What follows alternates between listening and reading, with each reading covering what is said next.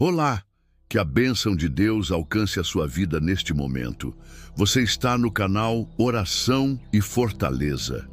Que alegria e que bênção estarmos juntos no nosso cantinho de fé. É muito bom ter você aqui conosco.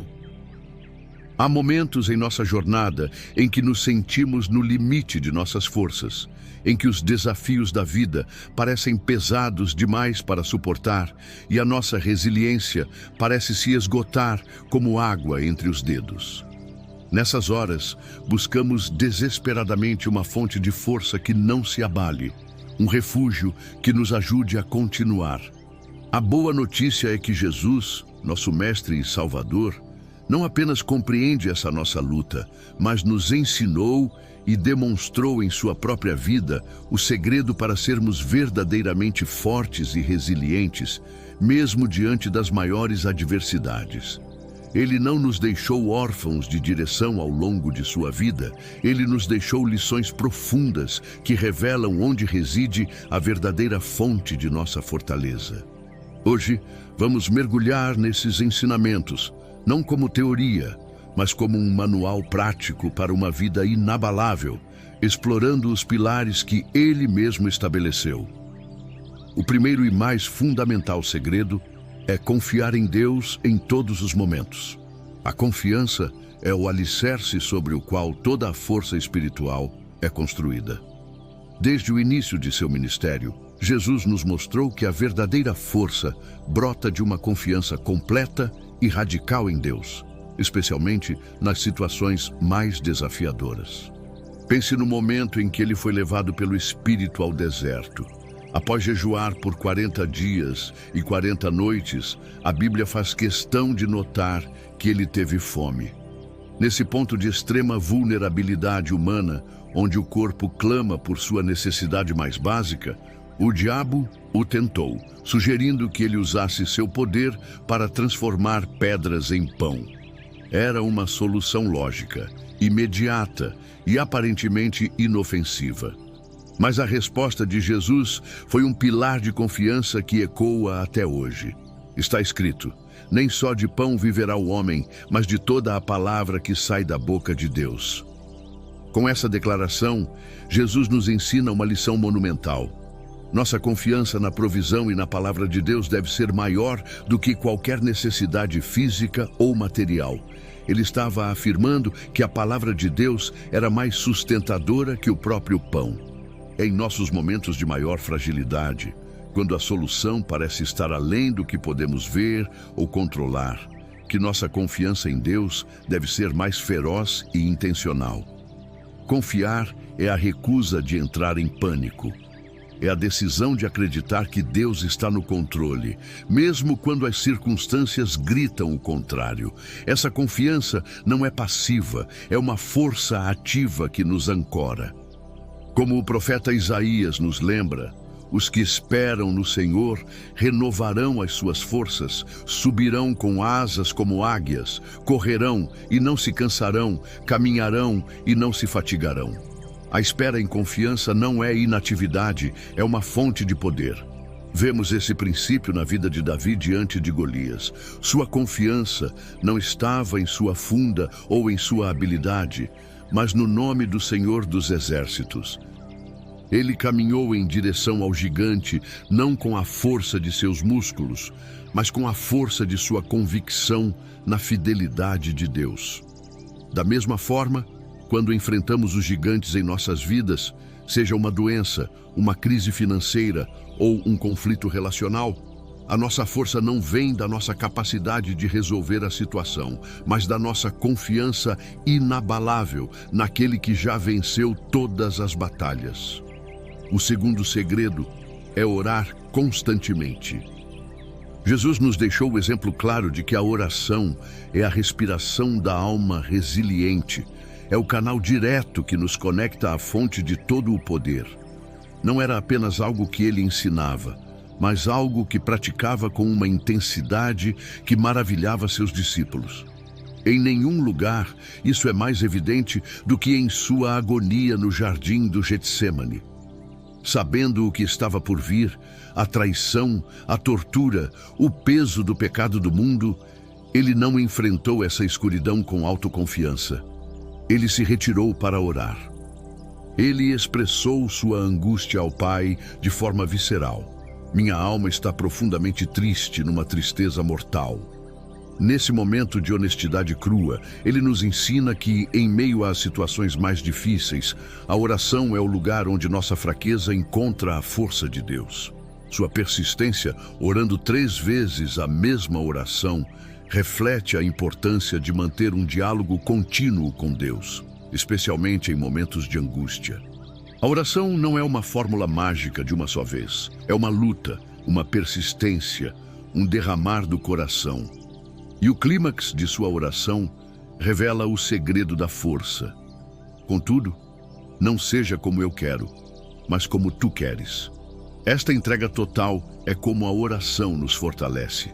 Ela alinha nosso coração com a vontade soberana de Deus. Enquanto Jesus lutava em oração, os discípulos exaustos dormiam. O contraste é gritante. A oração gera prontidão e força espiritual. A ausência dela gera fraqueza e confusão.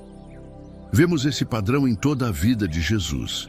Ele passou a noite inteira em oração antes de escolher seus 12 apóstolos, mostrando que as decisões mais importantes da vida devem ser banhadas em comunhão com o Pai. Ele frequentemente se retirava para lugares solitários, ensinando-nos que, em meio à agitação de nossas vidas, precisamos criar oásis de silêncio para nos reconectarmos com nossa fonte.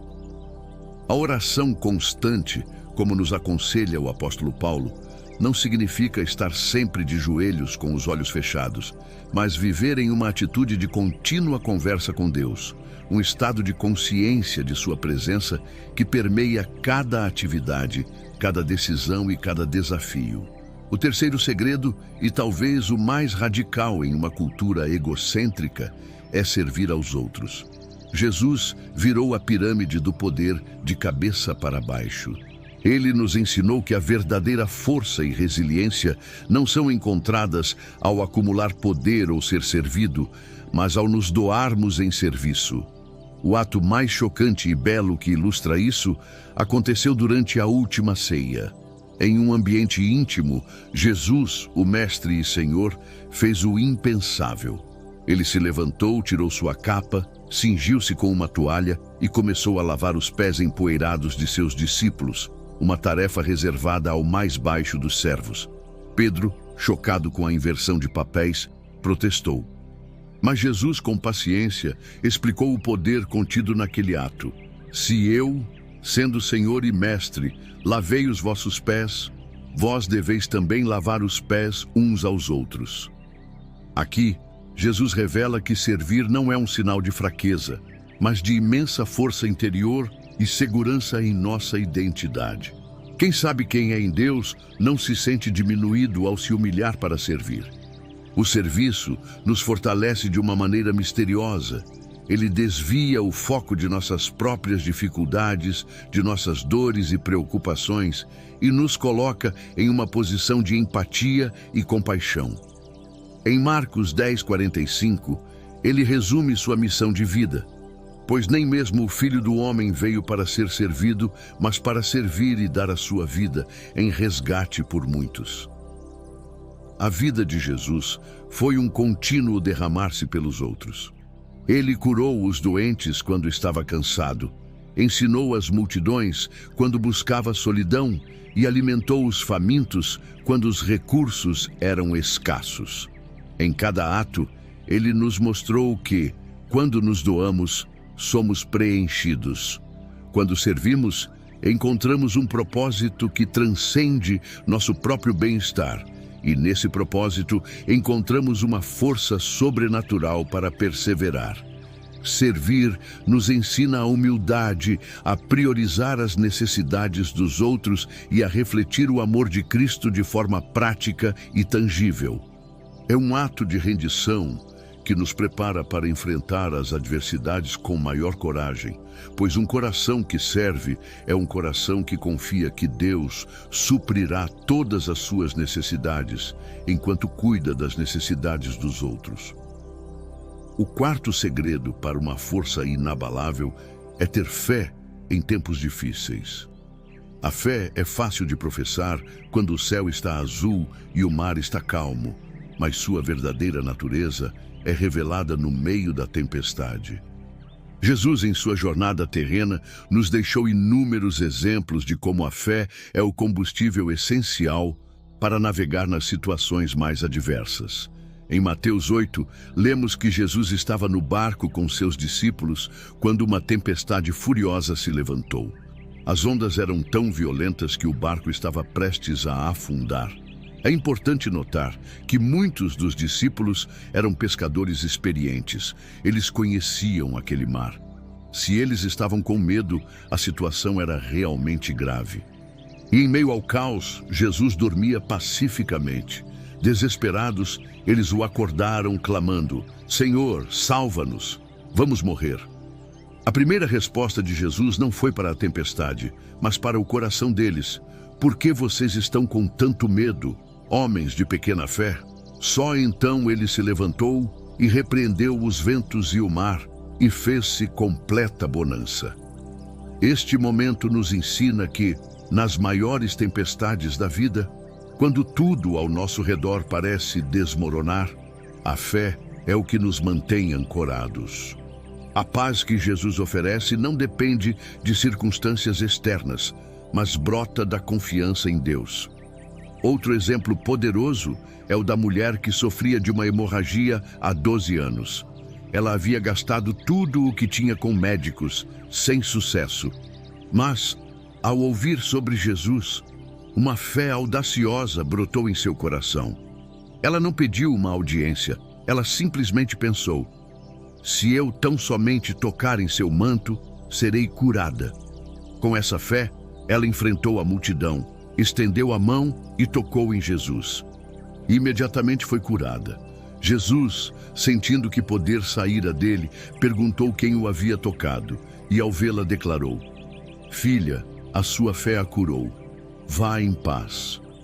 Essa história nos ensina que a fé, mesmo que silenciosa e desesperada, nos conecta diretamente ao poder de Deus e nos impulsiona para além de nossas limitações. O quinto segredo é perdoar de todo o coração. Jesus ensinou, com palavras e ações, que o perdão é uma das maiores demonstrações de força e resiliência espiritual. Perdoar não é fácil, especialmente quando fomos profundamente feridos.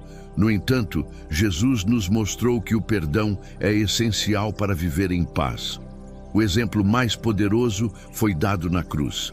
Em meio a uma agonia excruciante e uma injustiça brutal, ele orou por aqueles que o crucificaram.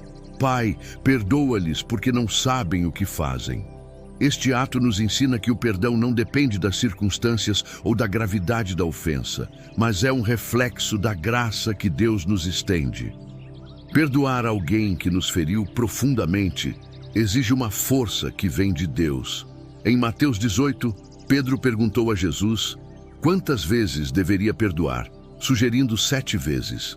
A resposta de Jesus foi radical: não te digo até 7, mas até 70 vezes 7. Ensinando que o perdão deve ser contínuo e ilimitado. Quando não perdoamos, nos tornamos prisioneiros do ressentimento e da amargura, emoções que corroem nossa paz e nos enfraquecem espiritualmente. O perdão, por outro lado, nos liberta dessas correntes. A história de José, vendido como escravo por seus irmãos, é um testemunho disso. Após anos de sofrimento, quando teve a chance de se vingar, ele escolheu perdoar, dizendo: Vós, na verdade, intentastes o mal contra mim, porém Deus o tornou em bem. O perdão de José não apenas trouxe reconciliação, mas o libertou de uma vida de amargura, permitindo que ele visse o propósito redentor de Deus em sua dor. O sexto e último segredo é aceitar a vontade de Deus. Ao longo de seu ministério, Jesus demonstrou que a verdadeira força espiritual vem de uma completa rendição à vontade do Pai. Ele não apenas pregou sobre isso, mas viveu essa verdade em cada decisão, mesmo quando essa vontade envolvia dor e sacrifício. O momento mais profundo em que Jesus nos ensina a aceitar a vontade de Deus é novamente no jardim do Getsêmani. Pouco antes de sua prisão, ele orou: Pai, se queres, afasta de mim este cálice, contudo, não se faça a minha vontade, mas a tua. Esta oração reflete a tensão entre o desejo humano de evitar o sofrimento e a obediência à vontade de Deus. Jesus nos ensina que a verdadeira resiliência reside em confiar que os planos de Deus são perfeitos, mesmo quando não os entendemos. Aceitar a vontade de Deus requer uma entrega total e uma profunda confiança em seu propósito. A história de Abraão, quando Deus lhe pediu para sacrificar Isaque, é um exemplo extremo dessa aceitação. Abraão obedeceu, confiando que Deus tinha um plano, mesmo que parecesse incompreensível. No último momento, Deus interveio, mostrando que a fé e a obediência de Abraão não foram em vão. Isso nos ensina que, ao aceitarmos a vontade de Deus, mesmo que pareça difícil, somos capacitados a ver sua provisão e cuidado. Aceitar a vontade de Deus também envolve abrir mão de nossos próprios planos e expectativas. Muitas vezes, o que parece uma perda ou um fracasso temporário é parte de um plano maior e mais perfeito que Deus tem para nós. Na oração do Pai Nosso, Jesus nos instruiu a dizer: seja feita a tua vontade, assim na terra como no céu. Ao buscarmos a vontade de Deus, nos alinhamos com seu reino e seu propósito maior, e essa rendição nos fortalece, pois sabemos que os planos dele são sempre para o nosso bem e para a sua glória. Se você deseja viver com essa força que vem da rendição total e da confiança no plano de Deus, entregue suas batalhas e sua vontade a ele nos comentários, escrevendo com um coração em paz: tua vontade seja feita.